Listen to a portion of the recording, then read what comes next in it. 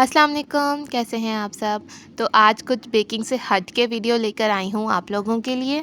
उम्मीद करती हूँ कि ये भी आपको ज़रूर पसंद आएगी। जैसे कि रमज़ान की आमद है, तो कुछ ऐसे काम जो हमें रमज़ान से पहले कर लेने चाहिए, जो हमारा टाइम बहुत ज़्यादा सेव करते हैं और रमज़ान में हम अपनी इबादत पे बहुत ज़्यादा फ़ोकस कर सकते हैं।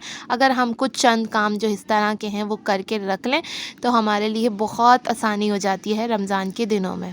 तो इस वीडियो में आपके लिए बहुत सारी टिप्स एंड ट्रिक्स हैं, तो लाज़मी पूरी वीडियो देखिएगा ताकि आप भी इन चीज़ों से फ़ायदा उठा सकें। तो सबसे पहले मैं बनाने लगी हूँ इमली की चटनी। तो उसके लिए इमली को भिगोना है। तो मैंने यहाँ 100 ग्राम ही इमली ली है और 100 ग्राम ही गुड़ लिया। जितनी आप इमली लेंगे उतने ही गुड़ लेंगे। इमली की खटी मीठी चटनी बनानी है हमने। तो इमली को सबसे पहले हमने 2 कप पानी में भिगो देना है, तकरीबन 2 से 3 घंटे के लिए।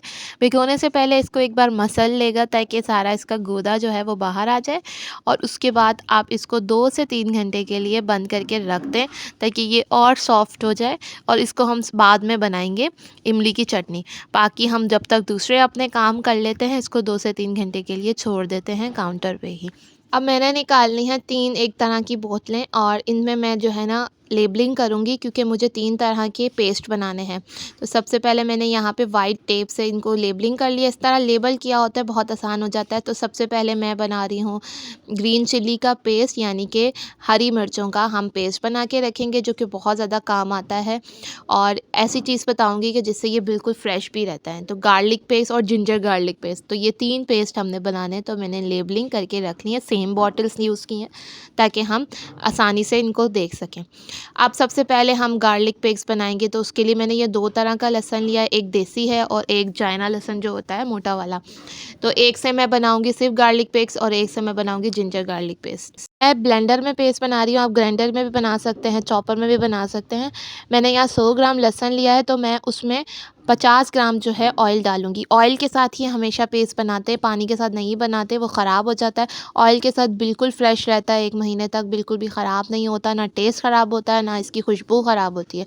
तो मैं इस तरह ब्लेंडर से इसका पेस्ट बना लेती हूँ, ज़्यादा पतला नहीं करती, इस तरह से ये दरदरा सा रखती हूँ ताकि वो अच्छा इफ़ेक्ट देता है जब मसाला बनाते हैं। तो बस अब ये हमारा गार्लिक पेस्ट इतना आसान था, बन गया, हमने इसको रख लिया। तो ऑयल हमेशा जितना भी लहसुन लेना उसका हाफ़ ही आपने यूज़ करना, ज़्यादा भी यूज़ नहीं करना।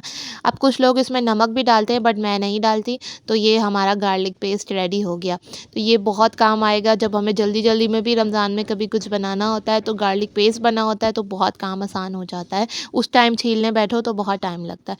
उसके बाद अब हम जिंजर गार्लिक पेस्ट बना लेते हैं। तो उसके लिए मैंने वही सेम लहसुन लिया है 100 ग्राम, और उसके बाद मैंने थोड़ा सा उसमें ऑयल डाला, यानी 50 ग्राम ऑयल डाल के इसको पहले ब्लेंड किया है। उसके बाद मैं इसमें डालूँगी जिंजर, यानी कि अदरक। अदरक को मैंने काट के छोटे छोटे पीसेस में कर लिया, क्योंकि इस तरह ये आसानी से जो है ब्लेंड हो जाएगा। अब ब्लेंड करूँगी। अदरक मैंने लहसुन जितना लिया था 100 ग्राम, उसका हाफ़ ही लिया, यानी 50 ग्राम मैंने अदरक लिया है। और अब फिर से इसको ब्लेंड कर लूँगी। तो ये हमारा जिंजर गार्लिक पेस्ट भी रेडी हो गया। ये बहुत ज़्यादा काम आने वाला है हमारे, तो इसको तो लाज़मी बना के रखें। तो बस इसको भी डाल के बॉटल में रख देंगे।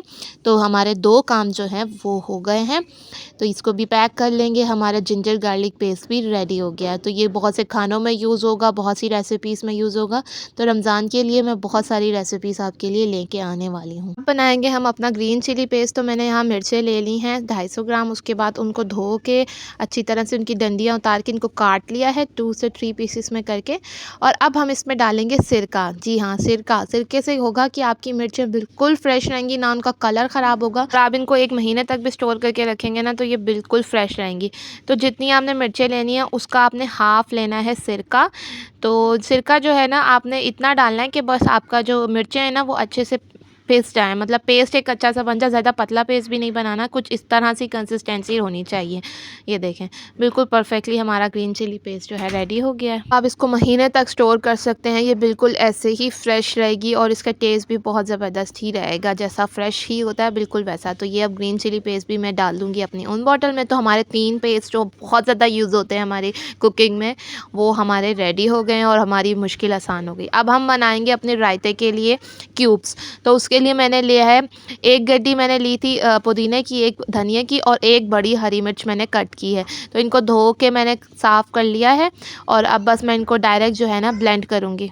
पत्ता तो एक ऐसी चीज़ है जो बहुत ज़्यादा यूज़ होती है रमज़ान में, तो इसकी क्यूब्स बनी हों तो बहुत आसानी होती है। तो इस तरह से जो है ना मैंने डाल दिया। उसके बाद 1 टीस्पून मैंने नमक डाला है और पानी हस्बे ज़रूरत, जितना आप डालना है कि आपका पेस्ट अच्छे से बन जाए बस, ज़्यादा पानी भी नहीं डालना। आप इसको ग्राइंडर में भी बना सकते हैं, ब्लेंडर में भी बना सकते हैं, चॉपर में भी बना सकते हैं, जो आपके पास अवेलेबल है। मैं ब्लेंडर से ही बनाती हूँ क्योंकि मुझे ज़्यादा आसान लगता है इस तरह। तो ये देखें हमारा रायते का जो है ना क्यूब्स बन गई हैं। ये बहुत आसान होती हैं, मतलब आप इनको क्यूब्स में डाल के रख दें, फ्रीज़ कर लें आप, ये 1 महीने तक ख़राब नहीं होती है। जब आपको रायता बनाना है, आपने दही लिया, उसमें से एक ये क्यूब्स निकाली, 1 या 2 जितनी आपको डालनी है, डाल के आपने बस उसको मिक्स करना है और आपका रायता रेडी हो जाता है। तो इससे तो बहुत ही काम आसान हो जाता है। इसको मैं कवर करने के लिए जो है ना क्लिंग रैप यूज़ करती हूँ। क्लिंग रैप से इसको अच्छे से हम कवर कर लेंगे। इसके बाद इससे ये होता है कि ये बिल्कुल भी ख़राब नहीं होती और फ्रेश ही रहेंगी, कोई और चीज़ भी इसके ऊपर लगती नहीं है। तो इस तरह से इसको कवर करके रख लेते हैं। अब हम बनाएंगे अपने टमाटो की प्यूरी, यानी कि टमाटो की क्यूब्स, जो कि बहुत ज़्यादा ये भी काम आती हैं आपकी। तो इसको बस मैंने धो के रख लिए थे टमाटर और उसके बाद मैंने इनको काटना शुरू किया। इससे बहुत ज़्यादा हेल्प मिलती है क्योंकि इनकी भी क्यूब्स बना के रख लो तो आपके बहुत काम आती हैं। कभी कुछ ऐसी रेसिपीज़ होती हैं जिसमें टमाटो प्यूरी डालनी होती है, तो आप झटपट से बस अपनी क्यूब्स निकालते हो और उसमें डायरेक्ट डाल देते हो। तो बस अब ये जितना आपने टमाटर ब्लेंड करने हैं आपने डाल देने हैं। थोड़ा सा पानी डालेंगे, ज़्यादा पानी की ज़रूरत नहीं होती क्योंकि टमाटर में ख़ुद पानी होता है। तो बस थोड़ा सा पानी डाल के इसको ब्लेंड कर लेंगे। मैं क्योंकि ब्लेंडर में बना रही हूँ तो इसमें थोड़ा सा पानी डालने की ज़रूरत होती है, तभी अच्छे से ब्लेंड होता है। नहीं तो आप अगर ग्राइंडर में बना रहे तो उसमें आपको डालने की ज़रूरत नहीं है पानी, आप डायरेक्ट ही उसको ब्लेंड कर सकते हैं।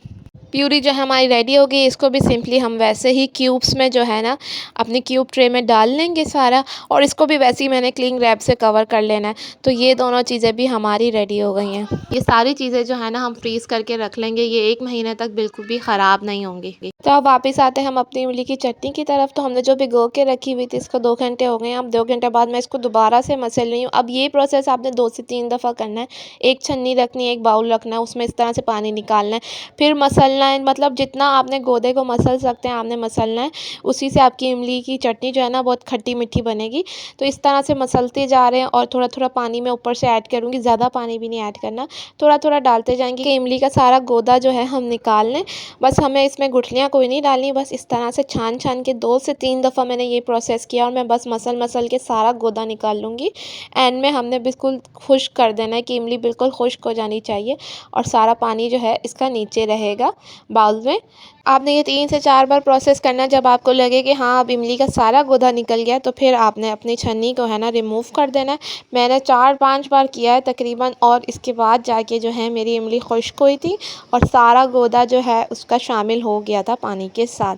तो आपने ये ख़ुद ही अंदाज़ा लगाना है, जब आप हाथ में मसलते जाएंगे आपको महसूस हो जाएगा कि हाँ गोदा निकल गया है, अब सिर्फ गुठलियाँ गुठलियाँ रह गई हैं।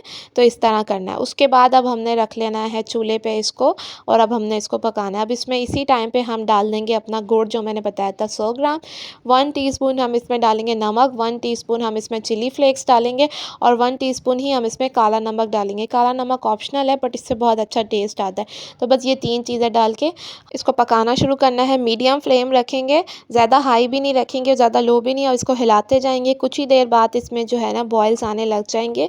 तो आपने बस चम्मच हिलाते रहना ताकि ये नीचे लगे ना, क्योंकि गुड़ जो है वो मेल्ट होगा। तो ये देखें कुछ इस तरह से बबल्स आ रहे हैं। अब इसको हमने गाढ़ा करना है। तकरीबन जब ये हमने जितना रखा था ये फुल था, अब इसको हमने इतना हाफ़ कर लेना है, ये इतना हाफ़ हो जाना चाहिए। बस इससे ज़्यादा हम इसको गाढ़ा नहीं करेंगे, बस हाफ़ हो जाना चाहिए हमारा मिक्सचर। तो ये देखें ये कुछ इस तरह की इसकी कंसिस्टेंसी हो गई है। तो मैं आपको बाउल में निकाल के दिखाती हूँ ताकि आपको अंदाज़ा हो जाए कि इतनी ही रखनी, क्योंकि जब ठंडी होती है फिर और गाढ़ी हो जाती है, तो हमें एक्स्ट्रा गाढ़ी भी नहीं करनी होती। बस इतना हमने इसको पकाना है कि ये हाफ़ हो जाए। तकरीबन आधा घंटा लगता है और ये कुछ इस तरह सी हो जाती है। ये देखें ये कंसिस्टेंसी कुछ इस तरह की हो गई है और ये बिल्कुल रेडी हो गई है। तो मैं चूल्हा भी बंद कर दूँगी। ये देखें ये कुछ इस तरह हाथ पे रखी हूँ तो ये यूँ नीचे नहीं जा रही, मतलब अच्छी खासी गाढ़ी हो चुकी है। तो इसको बंद कर देंगे और अब इसको बाउल में डाल दूँगी ताकि ये अच्छे से ठंडी हो जाए। ये बहुत ज़बरदस्त चटनी है, ये आपकी दही बड़ों में यूज़ होती है, वैसे भी आप इसको चीज़ों के साथ खा सकते हैं, चाट में डाल सकते हैं। बहुत ज़बरदस्त चटनी बनती है ये, खट्टी मीठी सी और बहुत मज़े की बनती है। ये आप जितने दिन चाहें स्टोर करके रख सकते हैं। हैं, फ्रीज़र में भी रख सकते हैं, फ्रिज में भी रख सकते हैं। तो ये देखें, ये मैंने पहले भी बना के रखी हुई थी, अब इसी में मैं दोबारा डाल रही हूँ और अब मैं इसको रख लूँगी। आराम से पूरा रमज़ान जो है इस चटनी के साथ गुज़र जाएगा। बहुत मज़े की बनती है, तो आपने ये लाज़मी ट्राई करनी है और ये सारी टिप्स एंड ट्रिक्स आप मुझे ज़रूर बताइएगा आपको पसंद आई कि नहीं। ऐसी और वीडियोज़ अगर आप देखना चाहते हैं तो मुझे कमेंट्स करके ज़रूर बताइएगा। मैं रमज़ान से रिलेटेड आपके लिए बहुत सारी रेसिपीज़ लेके आऊँगी।